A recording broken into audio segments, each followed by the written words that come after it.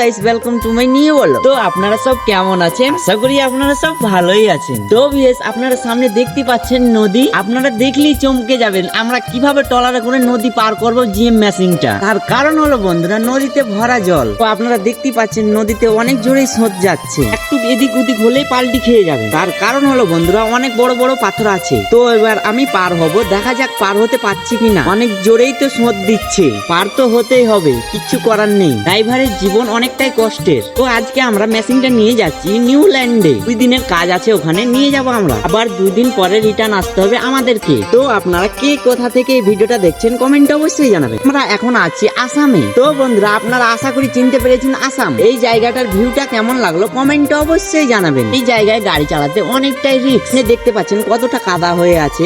আমরা বাইকে করেই যাব। সামনে আরো সুন্দর জায়গা আছে, আপনাদেরকে ঘুরিয়ে ঘুরিয়ে দেখাবো। উপরে দেখতে পাচ্ছেন বাঁশ গাছের ঝাড়ে বেঁধে গিয়েছে, পার হচ্ছে না। আর কারণ হলো বাঁশ গাছগুলো হেলে গিয়েছে। এই জায়গাটা দেখেন বন্ধুরা, কত সুন্দর পরিবেশ। আসামে পাহাড় জঙ্গল বেশি দেখা যায়, আর উঁচু নিচে জায়গার তো অভাব নেই, আর কারণে ভিউটা অনেক সুন্দর দেখা যায়। তো ফাইনালি বন্ধুরা, আমরা এসে নিউল্যান্ডে পৌঁছিলাম। প্রায় এখন দুপুর 3টা বাজে। তো আমরা খাওয়া দাওয়া করে ট্রলার থেকে গাড়িটা নামাবো। ভিডিওটা ভালো লেগে থাকলে ফলো করতে ভুলবেন না। আর চারিদিকটা ফাঁকা মাঠের মধ্যে আসলাম আমরা। এত বড় মাঠের মধ্যে একটাই বাড়ি দেখা যাচ্ছে, এটাই বাড়ি। তো বন্ধুরা, পরবর্তী ভিডিওতে আপনাদের সঙ্গে আবার দেখা হবে, সঙ্গে থাকুন।